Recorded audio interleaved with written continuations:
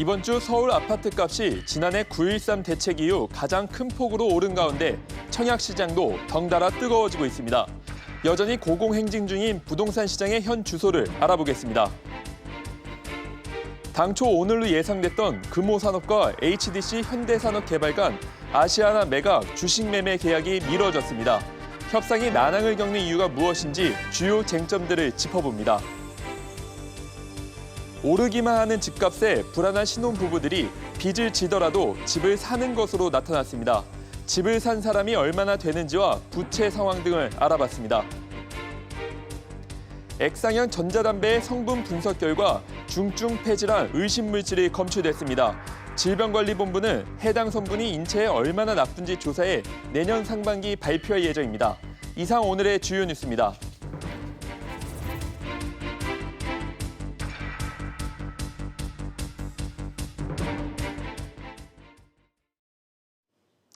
시청자 여러분 안녕하십니까? 12월 12일 뉴스 프리즘 시작합니다.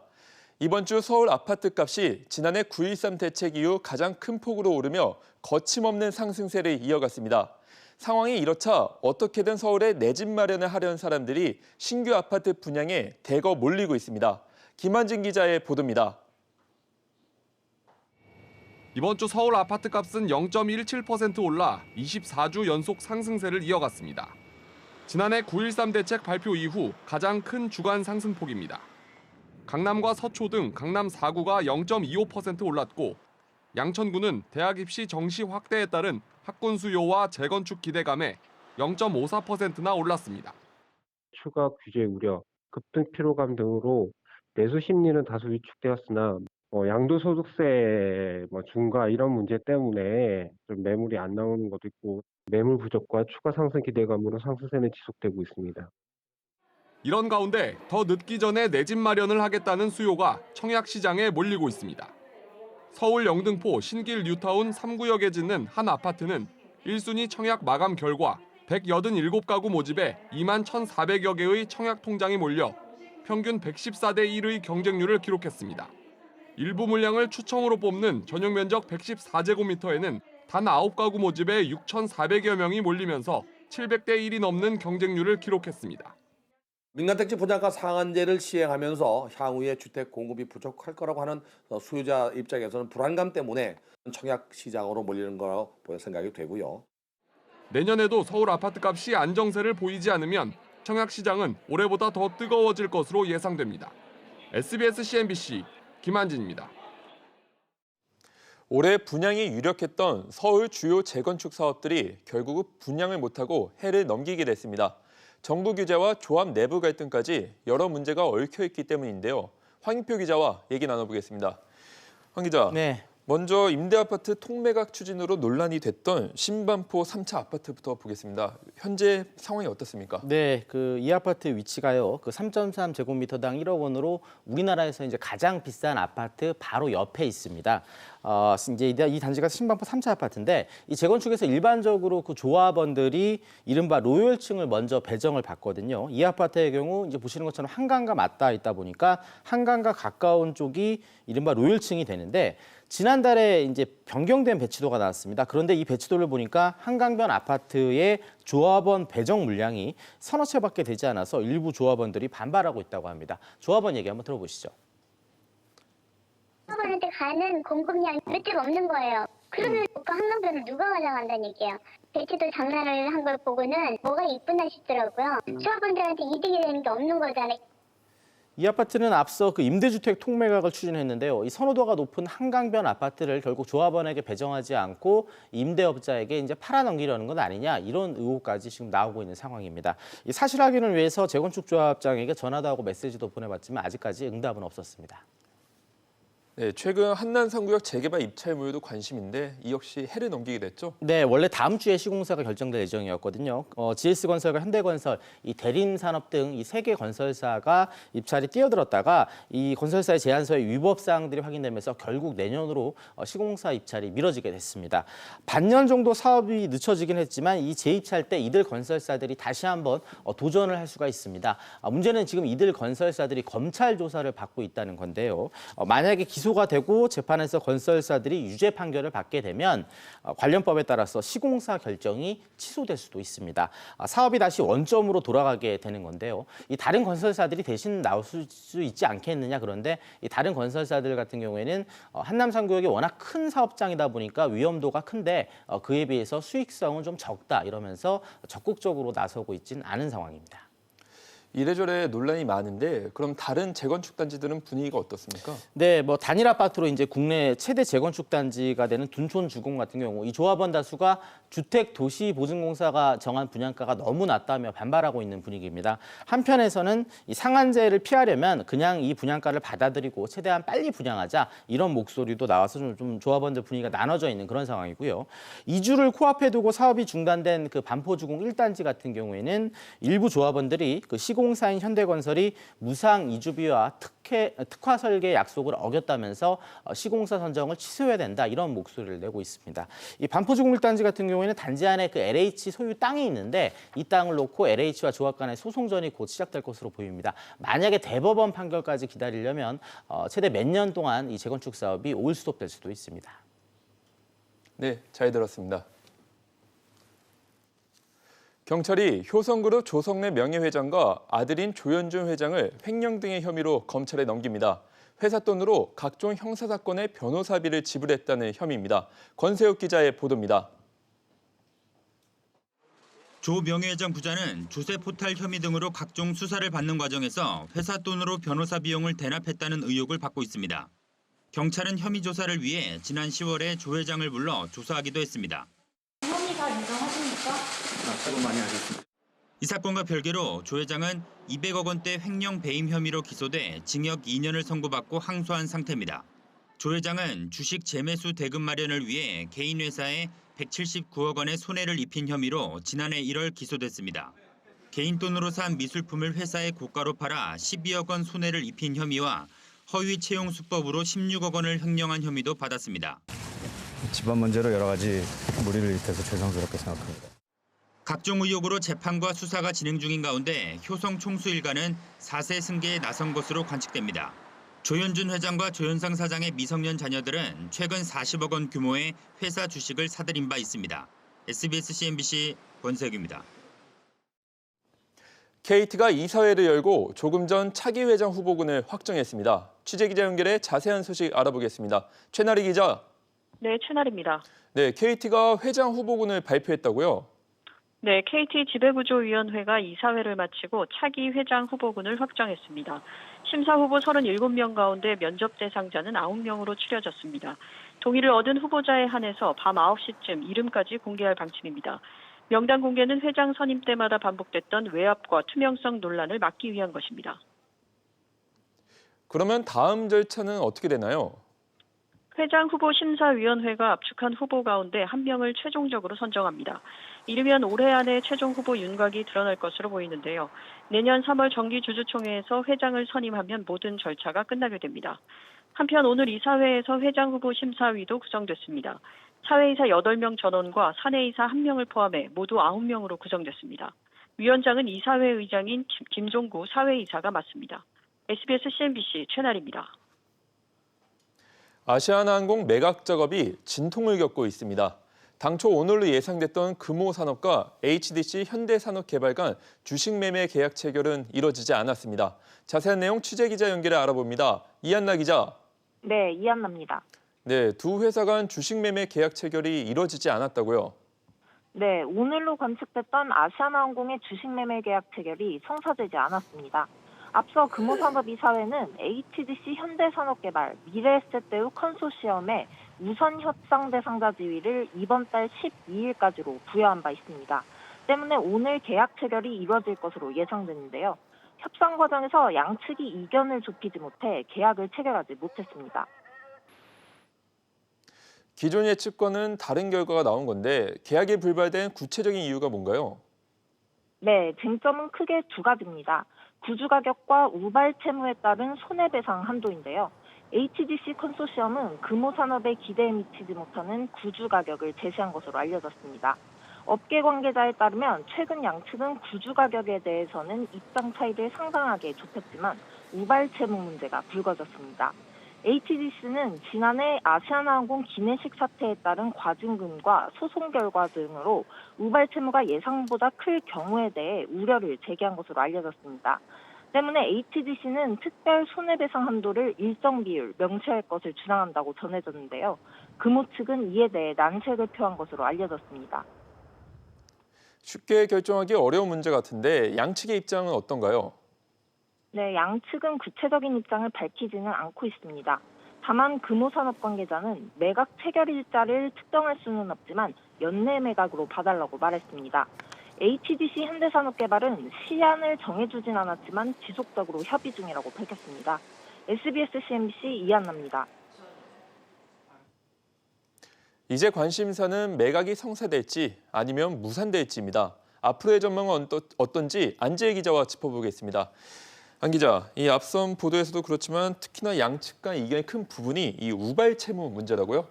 네, 바로 아시아나의 우발 채무 문제로 지금 주주인 금호산업이 물어줘야 할 돈, 이게 이제 손해배상 한도 부분이 가장 큰 걸림돌로 꼽힙니다.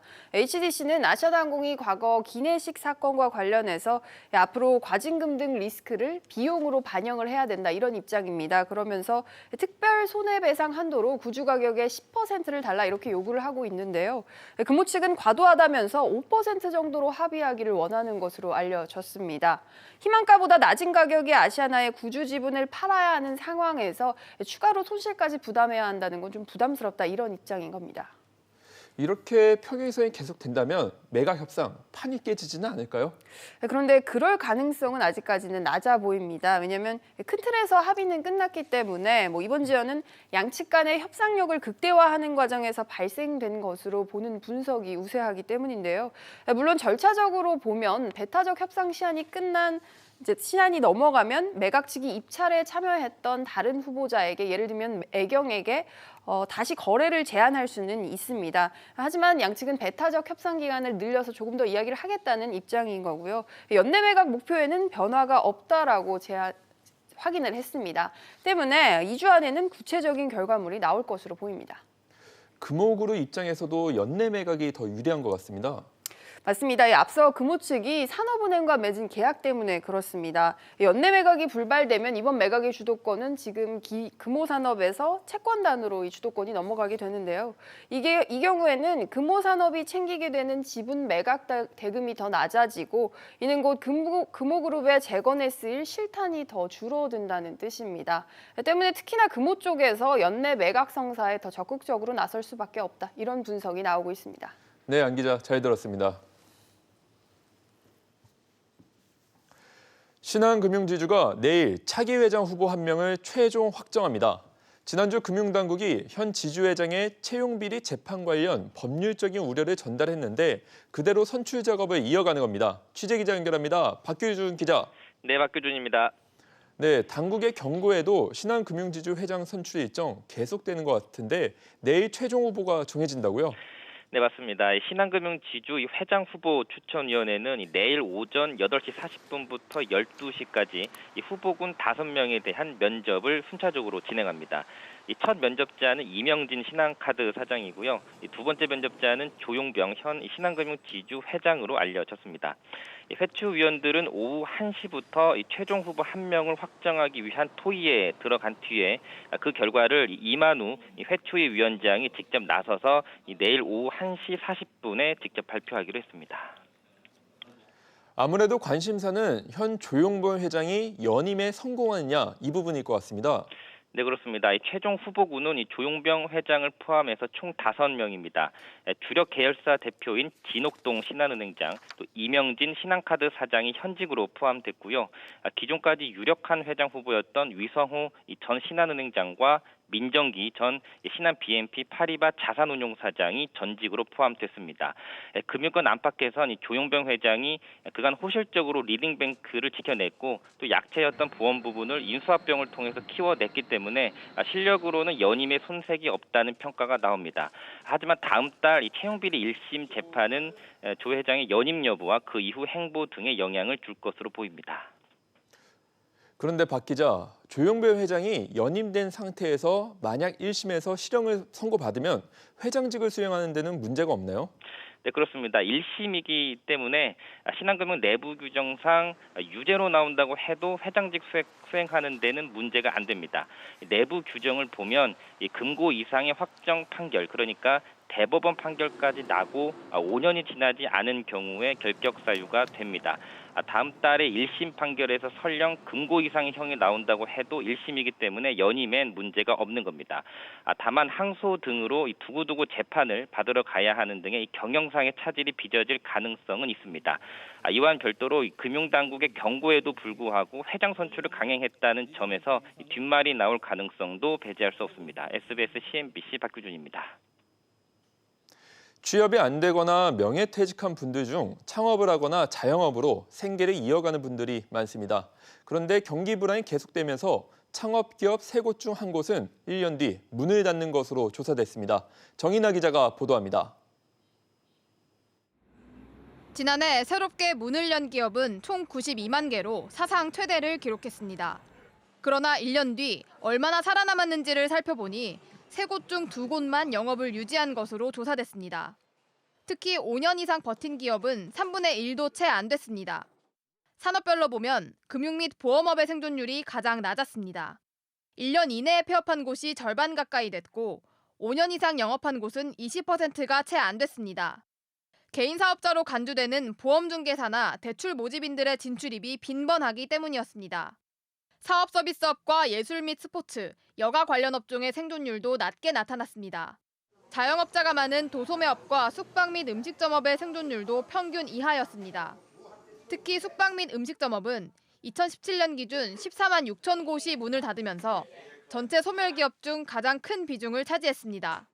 안정된 직장에서 일자리를 유지하기 어려워지면서 창업한 경우들이 늘어나고 있고요. 차별성을 갖추지 못한 상태의 창업이 이루어진 경우들이 많아서 고용 부분을 크게 악화시키고 있는 것으로 생각됩니다. 한편 폐업한 기업의 92.2%는 1인 기업이었으며 75%가량은 매출액이 5천만 원 이하인 것으로 나타났습니다. SBS CNBC 정인아입니다. 결혼한 지 5년 이내인 신혼부부 중 절반가량은 불안한 집값에 부채를 안고서라도 집부터 마련하는 것으로 나타났습니다. 취재기자 연결합니다. 장가희 기자, 이 초혼 신혼부부 중 절반가량이 빚을 지더라도 집을 사는 것으로 나타났다고요? 네, 그렇습니다. 통계청에 따르면 지난해 11월 기준 최근 5년 이내에 혼인신고한 신혼부부 105만 쌍 가운데 부부 중 한 명이라도 주택을 소유한 경우는 43.8%인 46만 1000쌍으로 집계됐습니다. 집은 구매했지만 빚도 함께 늘었습니다. 초혼 신혼부부 중 금융권 대출 잔액이 있는 부부 비중이 85.1%로 1년 전보다 1.7%포인트 올랐습니다. 대출액 중앙값은 1억 원으로 1년 전보다 11% 늘어났고요. 구체적으로 1억 원에서 2억 원 미만이 30.2%로 가장 많았습니다. 대출이 있는 신혼부부의 절반 이상이 대출 잔액이 1억 원이 넘는 것으로 나타났습니다. 그렇군요. 그리고 최근엔 부부가 함께 일하는 가정이 늘어나면서 자녀를 갖지 않는 비중도 증가하고 있다고요? 네, 그렇습니다. 신혼부부 가운데 자녀를 출산하지 않는 부부는 42만 쌍으로 전체의 40%를 차지했는데요. 맞벌이 부부 중에서 자녀가 있는 비중은 54.3%로 외벌이 부부보다 낮았습니다. 맞벌이 부부의 평균 출생아 수도 0.66명으로 0.83명을 기록한 외벌이 부부에 비해서 적었습니다. 아내가 경제활동을 하는 부부 중 자녀가 있는 경우는 53.8%로 아내가 경제활동을 하지 않는 부부의 유자녀 비중보다 10%포인트 이상 낮았습니다. 부부의 합산 소득이 높을수록 자녀 출산 비중도 낮아졌는데요. 1억 원 이상 버는 신혼부부의 자녀 출산 비중은 51.4%였지만 합산 소득이 1,000만 원 미만인 경우 출산 비중이 63.6%에 달했습니다. SBS CNBC 장가입니다. 국내에서 판매되는 일부 액상형 전자담배에서도 미국에서 문제가 된 중증 폐질환 의심 물질이 검출됐습니다. 미국과 비교하면 매우 적은 양이지만 보건당국은 정확한 폐송산 원인이 규명될 때까지 사용 중단 강력 권고 조치를 유지한다고 밝혔습니다. 취재기자 연결합니다. 김정현 기자. 네, 김정현입니다. 네, 이 전자담배에서 검출된 의심 물질이 뭔가요? 네, 식약처가 국내에서 판매되고 있는 153개 액상형 전자담배에 대한 성분 조사 결과를 발표했는데요. 줄랩스의 줄팟 크리스프와 KT&G의 시드 토박 등 모두 13개 제품에서 비타민 E 아세테이트가 검출됐습니다. 비타민 E 아세테이트는 앞서 미국 질병통제예방센터가 유력한 폐손상 의심물질로 지목한 성분인데요. 다만 검출량은 0.1에서 8.4 ppm으로 미국에서 검출된 양의 10,000분의 1 수준입니다. 미국에서 가장 문제가 된 대마 유래 성분 THC는 모든 제품에서 검출되지 않았는데요. 국내에서는 대마 사용이 금지돼 있기 때문이라는 분석입니다. 이 밖에 향을 내기 위해 넣는 가약 물질인 디아세틸과 아세토인도 일부 제품에서 검출됐는데요. 미국 식품의약품 FDA가 이 폐질환 가능 성분으로 경고한 물질입니다. 적은 양이긴 한데 의심 물질이 확인된 만큼 사용 중단 권고 조치가 유지된다고요? 네, 그렇습니다. 정부 합동 액상형 전자담배 대응반은 식약처 분석 결과를 놓고 대책회의를 거쳐 현재 사용 중단 강력 권고 조치를 유지한다고 밝혔습니다. 질병관리본부는 이번에 검출된 비타민 E 아세테이트 등 의심 물질이 실제로 폐손상의 원인으로 작용하는지 등을 조사해 그 결과를 내년 상반기에 발표할 예정입니다. 오늘 발표에 대해 담배 회사들 반응은 나왔나요? 네, 먼저 KT&G는 비타민 E 아세테이트를 원료로 사용하지 않았고 자체 검사에서도 검출되지 않았다고 밝혔습니다. 또 가약 물질인 아세토인은 식품 첨가물로 인증된 물질이라며 유해하지 않다는 점을 강조했습니다. 줄랩스도 입장을 내놨는데요. 역시 제품에 비타민 E 아세테이트 성분을 원료로 사용하지 않았다고 밝혔습니다. 그러면서 식약처 검사 결과를 분석 중이고 관련 부처와 소통하겠다고 말했습니다. SBS CNBC 김정현입니다. 추운 겨울철 전기장판 같은 난방용품 많이 사용하시죠? 그런데 일부 제품의 내부 열선 온도가 기준치를 초과해 화재나 화상 위험이 있는 것으로 나타났습니다. 또 일부 어린이 겨울 점퍼에서는 기준치를 초과하는 발암물질 폼알데하이드도 검출됐습니다. 이들 제품에 대한 무더기 리콜 조치가 내려졌는데요. 정윤영 기자가 보도합니다. 겨울철을 맞아 국가기술표준원이 각종 겨울용품 등 1,200여 개 물품에 대한 안전성 조사를 실시했습니다. 그 결과 99개 용품에서 문제가 발견됐습니다. 한 전기 매트의 내부 열선 온도는 기준치보다 최대 48도나 높았습니다. 표면 온도가 기준치를 초과한 전기 찜질기와 온열팩 등도 발견됐습니다. 이런 제품들을 장시간 사용하면 화상이나 화재의 위험이 있습니다. 유해 성분이 포함된 유아용 옷과 가방도 대량 적발됐습니다. 일부 겨울 점퍼의 모피 부위에서는 기준치를 초과한 발암물질 폼알데하이드가 검출됐습니다. 한 어린이용 가죽 가방에서는 기준치를 최대 115배 초과한 납 성분도 검출됐습니다. 폼알데하이드는 1급 발암물질로 시력장애와 호흡기 장애를, 납은 피부염과 각막염 등을 유발할 수 있습니다. 문제가 된 제품들은 모두 리콜 조치됐습니다. 전국 유통매장과 연계된 유해상품 판매 차단 시스템에 등록하여 해당 리콜 제품의 시중 판매를 원천 차단하겠습니다. 국가기술표준원은 리콜 제품을 사용 중인 소비자에게 교환과 환불 등의 조치를 받아야 한다고 당부했습니다. 리콜 제품은 제품안전정보센터 홈페이지 등에서 확인할 수 있습니다. SBS CNBC 정윤영입니다.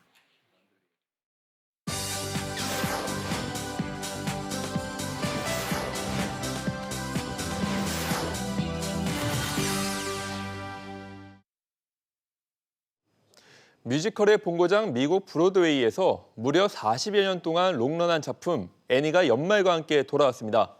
애니의 단짝 샌디 역의 골드 리트리버가 무대에 등장해 보는 재미를 더하고요. 이번 공연에선 새로운 노래도 공개됩니다. 윤선현 기자가 소개합니다. 보육원을 탈출한 애니는 떠돌이개 샌디를 만나 희망을 노래합니다. 오해가 떠요. 내일엔 힘들어도 조금만 참아요. 견뎌요. Tomorrow, tomorrow. 내일을 기다려. 내 꿈을 펼칠 거야. 뮤지컬 애니는 유쾌한 고아소녀 애니가 동화 같은 크리스마스를 보내게 되는 좌충우돌 이야기를 담았습니다. 40년 넘게 남녀노소 모두에게 가슴 뭉클한 감동을 선사한 작품으로 특히 애니의 단짝 샌디 역의 골든 리트리버가 무대에 등장해 보는 재미를 더합니다. 이번 공연에는 배우 김석훈 씨와 황석정 씨가 새로 합류하고 억만장자 워벅스의 새로운 넘버도 처음으로 공개됩니다. 조선시대 한양부터 현재의 서울까지 문화예술 도시로서의 서울의 어제와 오늘, 내일의 이야기를 담은 국악 무대가 찾아옵니다. 단순히 국악기만 연주하는 것이 아니라 흥겨운 사물놀이와 배우들이 연기하는 연극적인 요소, 샌드 아트 등을 접목했습니다. 다채로운 볼거리와 함께 한 해를 마무리하고 새해를 맞는 시민들에게 생각할 거리를 던져줍니다. 화려한 공간과 강렬한 색채를 주제로 한 전시회가 열렸습니다. 70만 SNS 팔로워를 보유한 러시아 사진작가 크리스티나 마키바의 작품들로 채워진 파티룸과 세계 컬러 트렌드를 주도하는 미국의 색채연구소 팬톤이 매년 선정한 색상의 역사 등 11개 전시실로 꾸며졌습니다. 올해 마지막 인생샷을 남길 수 있는 색상의 왕국으로 관람객들을 초대합니다. SBS CNBC 윤선영입니다. 두산중공업이 경영난을 겪고 있는 두산건설을 완전 자회사로 전환합니다. 이에 따라 두산건설은 상장 폐지됩니다. 취재기자 연결합니다. 강산 기자. 네, 강산입니다. 네, 두산중공업이 두산건설을 완전 자회사로 편입한다고요?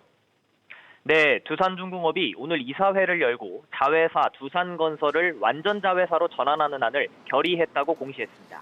두산중공업은 포괄적 주식 교환을 통해 현재 보유하고 있는 두산건설 지분 89.74% 외에 잔여 주식 전량을 확보할 계획입니다. 이에 따라 두산건설은 지난 1996년 유가 증권시장에 상장한 지 23년 만에 상장 폐지됩니다. 두산중공업은 지난해 4,217억 원의 순손실을 냈는데요. 자회사인 두산건설의 대규모 손상 차손 인식과 영업 부진에 따른 것입니다. 두산중공업과 두산건설은 지난 5월 동시 유상 증자를 실시해 이 재무구조 개선을 위해 노력했는데요. 하지만 두산건설의 재무 부담이 옮겨져 지주사인 두산과 모회사인 두산중공업의 신용 등급이 모두 한 단계씩 강등되기도 했습니다. 두산중공업은 두산건설의 완전 자회사 편입을 통해 경영 효율성 증대와 중장기 사업 전략 일관성을 확보, 또 관련 사업 시너지 확대 등의 효과를 기대하고 있습니다. SBS CNBC 강산입니다.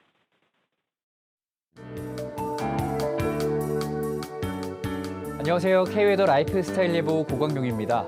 오늘 아침 집 나서실 때 많이 추우셨을 텐데요. 서울의 아침 기온이 영하 3.5도까지 내려가 어제보다 3도가량 낮은 기온 보였습니다.